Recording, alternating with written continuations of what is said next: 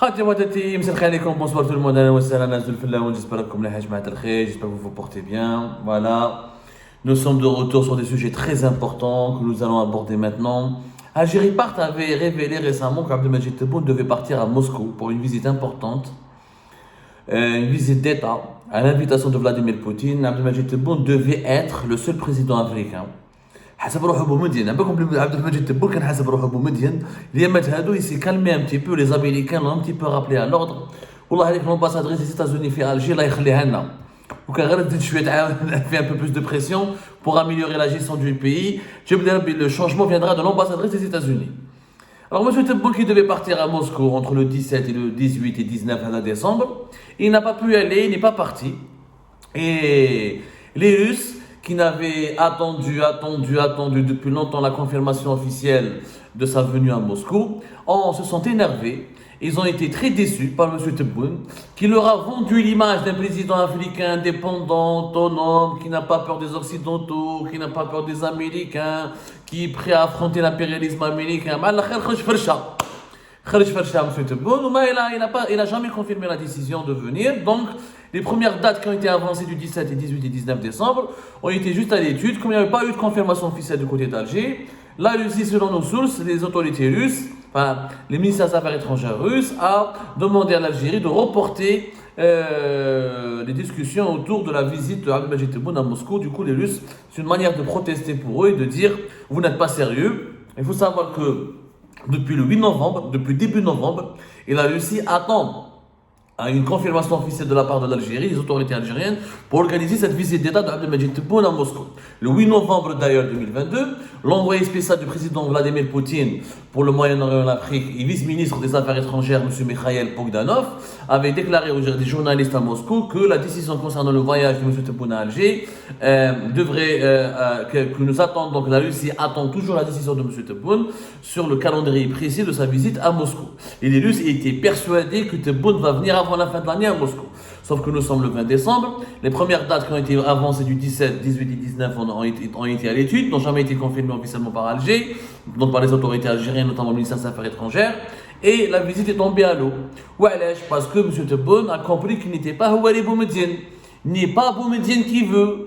Ce n'est pas d'ailleurs pas l'époque pour être un Houari Boumediene. De deux, la nouvelle Algérie d'aujourd'hui, faible qu'elle est, déstructurée, aucune réalisation majeure, qui manque de charisme, qui manque de dynamisme sur le plan notamment économique et politique, ne peut pas affronter la colère des États-Unis d'Amérique. Les Américains ont réussi à faire des pressions importantes sur l'Algérie pour que cette visite, ou elle soit annulée, ou elle soit reportée, ou elle soit très superficielle. Les États-Unis d'Amérique ont été clairs, nets et précis. L'ambassadrice des États-Unis d'Amérique à Alger, sur laquelle, ça confirme encore une fois les informations d'Algérie Part, les colonnes Madame Elisabeth Mour-Aubin, elle a fait un travail très important avec les autorités algériennes en les obligeant à revoir leurs relations avec la Russie. Je rappelle que les déclarations de cette ambassadrice ont été très claires. Même au-delà du travail de coulisses, elle a rencontré la Mamara de façon informelle, elle a rencontré Shangriha de façon directe et formelle. Elle a été la seule ambassadrice étrangère d'un pays occidental à avoir rencontré directement le chef d'état-major de l'armée algérienne. C'était cette année-là, je pense c'était quoi, début octobre 2022 si je ne me trompe pas. Sans la présence d'un représentant de la présidence de la République, Masra suite à l'Algérie. Depuis que l'Algérie est indépendante, jamais un chef d'état-major a rencontré directement un ambassadeur étranger de façon publique et en audience publique, photographiée, filmée et tout ça. Alors parce que l'habitude, la doctrine du régime algérien, que les militaires ne rencontrent pas les diplomates étrangers, les diplomates étrangers ne rencontrent que les civils algériens. Les militaires sont toujours derrière le rideau. C'était, attention, le 15 septembre, je crois. Le 14 septembre, voilà. C'était le 14 septembre 2022. Rappelez-vous qu'il y a un haut responsable américain qui est venu récemment à Alger et qui a rencontré Tebboune. Il y a, comment il s'appelle, et voilà. Non, Blinken, c'était le 30 mars 2022. Voilà, le coordinateur, c'était le 6 décembre dernier 2022. Et regardez le timing. Et Algérie Part avait parlé de tout cela dans une émission précédente. Abdelmejid Tebboune avait rencontré le coordinateur pour le Moyen-Orient et l'Afrique du Nord au Conseil de sécurité nationale des États-Unis, M. Brett McGurk, ou le Monsieur Moyen-Orient de l'administration Biden, c'est un ancien républicain, un faucon, il était favorable à la guerre contre Daesh, favorable à la fois à un langage très dur avec l'Iran, mais à des négociations avec l'Iran. C'est lui qui a réconcilié la Maison-Blanche avec l'Arabie Saoudite et les Émirats. Il a fait un travail important en Irak pour contrer le lobbying iranien. Il est partisan de la guerre au Yémen. Donc, c'est un monsieur sur lequel nous avons déjà parlé fait Algérie Park. Nous avions consacré toute une émission au Brett McGurk, qui est venu le 6 décembre dans l'optique, parce que les Américains ont l'information. Les Américains. شوف ما تخبي حتى حاجه على السيه. هذه ماشي الحماس ولا حركه المجتمع السلم ولا هذه سي لا CIA يخسرهم.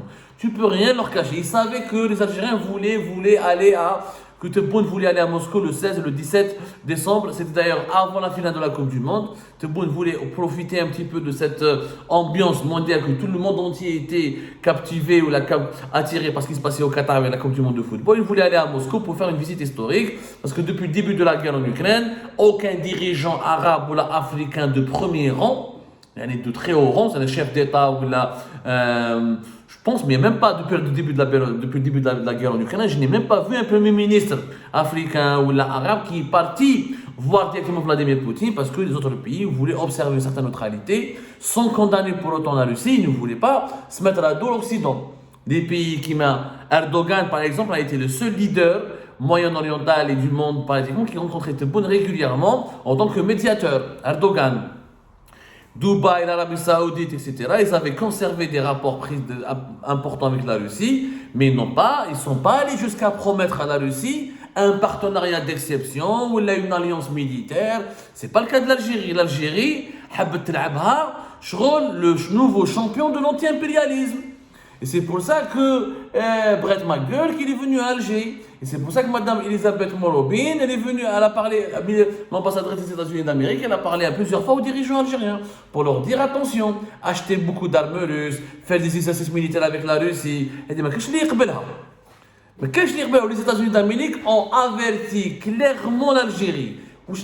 L'ambassadrice des États-Unis d'Amérique, dans une conférence de presse le 21 novembre, à Alger, la question des armes russes est très importante pour les États-Unis d'Amérique.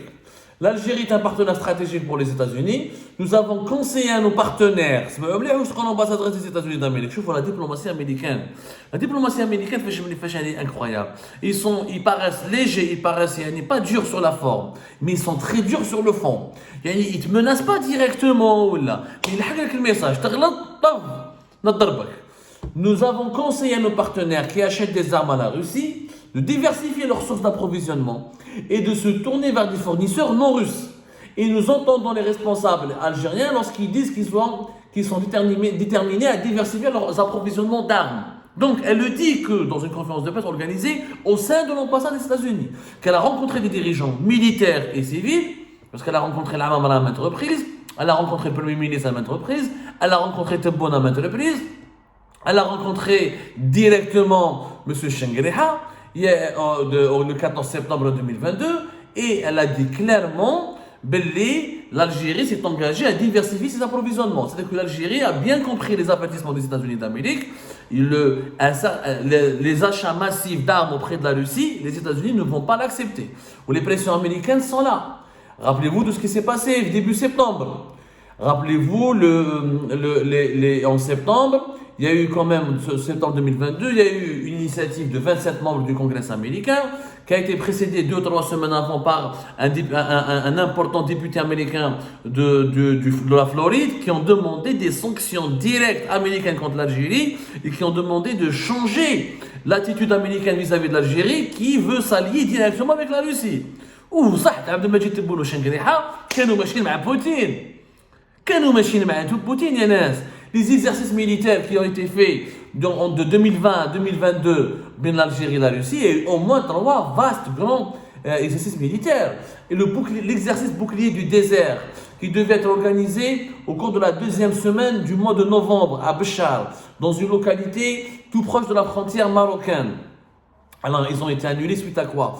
Suite aux pressions américaines. Les États-Unis d'Amérique ont dit clairement qu'il n'est pas question qu'il y ait des soldats russes à côté du Maroc, et tout près, pas loin, en Afrique du Nord, dans un pays où il y a à peine une demi-heure, 1 heure de vol avec les côtes sud de l'Union européenne, dont la majorité des pays du sud de l'Europe font partie de l'OTAN. Ça aurait été une déclaration de guerre directe contre l'OTAN, les États-Unis d'Amérique. C'est pour cette raison que le ministère de la Défense nationale en Algérie s'est précipité à annuler cet exercice militaire. Rappelez-vous, bouclier du désert qui devait avoir lieu fin novembre, j'ai oublié les dates, il devait avoir lieu en novembre, il devait avoir lieu entre le 16 et le 28 novembre, et l'Algérie, les autorités algériennes, pour sauver l'honneur, le ministère de la Défense nationale, il a attendu le 28 novembre 2022 pour démentir toute l'organisation d'un exercice tactique conjoint avec l'armée russe à Béchar, dans une localité proche de la frontière marocaine. Or, cette information était confirmée depuis avril 2022 par plusieurs agences de presse, dont les agences de presse officielles de la Russie qui met Sputnik. Donc, ce n'était pas une fake news. L'Algérie était. Je vous rappelle que l'Algérie avait participé déjà à des exercices militaires dans une région, l'Ossétie du Nord, qui est une région séparatrice du nord de la Géorgie. C'était en 2021. Il y avait aussi un exercice. L'Algérie a participé. Il y a eu 3 exercices militaires. En tout cas, je les ai énumérés. Exercice militaire avec la Russie, il y a eu 3. Voilà, Vostok, vous l'avez, un grand exercice qui a été organisé au début, à la rentrée sociale. À la rentrée sociale à 2020. Comment il s'appelle? Bon, il y avait bouclier du désert, il y avait. En tout cas, les Russes pensaient, qu'il allait rejoindre leur clan, qu'il va choisir le camp de la Chine et de la Russie, que l'Algérie sera le bastion de l'anti-américanisme, ou que l'Algérie devait donc se positionner comme étant un pays pivot qui n'accepterait pas de céder aux pressions américaines. Il n'en est rien de cela, Ejma. Tout cela, c'était complètement fou. Complètement faux parce que l'Algérie a pris ses distances avec la Russie. L'Algérie, avec les pressions américaines, un petit peu les pressions françaises, a décidé de revoir ses relations avec la Russie.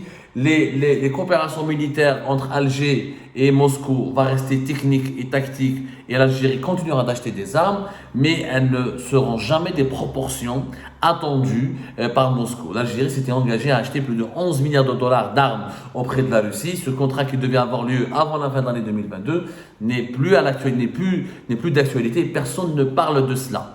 En tout cas, officiellement.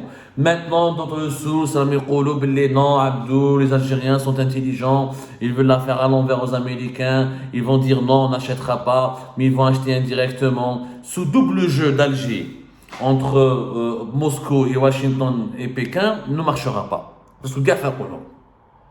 Les Américains, les dirigeants algériens donneront des engagements, ils ne vont pas les respecter à 100%. Et c'est pour cette raison d'ailleurs que les États-Unis d'Amérique ne cessent d'envoyer que leur ambassadrice et des hauts responsables de Washington viennent à Alger, ne cessent de répéter des mises en garde pour dire attention, vous nous avez donné des engagements et vous devez les respecter concernant vos rapports et votre alliance avec la Russie. Les Russes, à la belle hambelée, l'Algérie leur a donné des engagements et des paroles, mais c'est pour le moment que des paroles. Voilà, ça s'appelle l'exercice Vostok.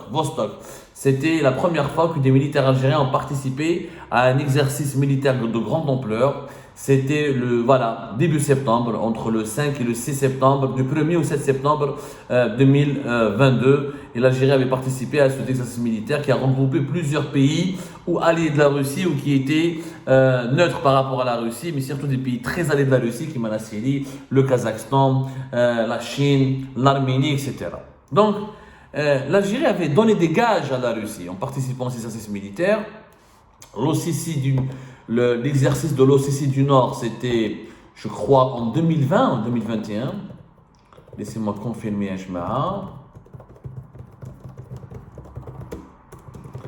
toutes ces manœuvres qui ont été c'était en octobre 2021, voilà. Donc en octobre 2021, l'armée algérienne était dans un exercice militaire conjoint en Ossétie du Nord avec les Russes. Septembre 2022, le grand et fameux exercice militaire Vostok, une première historique pour l'Algérie. Il y avait déjà en 2020 des échanges importants. Oui, l'Algérie avait accueilli des délégations militaires russes de très haut rang pour que la Russie puisse peut-être bénéficier d'un quai de stationnement de sous-marins nucléaires au niveau de Marsala Kébir. Ça a fait d'ailleurs, c'était l'argument utilisé par l'Algérie à l'époque pour riposter au Maroc qui avait conclu une alliance militaire avec Israël au cours de l'année 2021 à la suite de la normalisation des relations diplomatiques entre le Maroc et l'Israël fin décembre 2020. Donc, le rapprochement de la Russie avec la Russie de Vladimir Poutine a été un cheval de bataille de Tebboune. Finalement, ce rapprochement est en train de capoter et d'échouer. Et dans la prochaine émission, nous allons vous expliquer comment l'Algérie de Tebboune et de Shengriha a promis à à Vladimir Poutine de faire un partenariat stratégique qui fera de l'Algérie l'allié africain et arabe le plus proche de la Russie, du Kremlin, de Moscou. Et finalement, ce partenariat est en train de tomber à l'eau alors qu'il devait être réalisé avant la fin de l'année. À tout à l'heure dans la prochaine émission.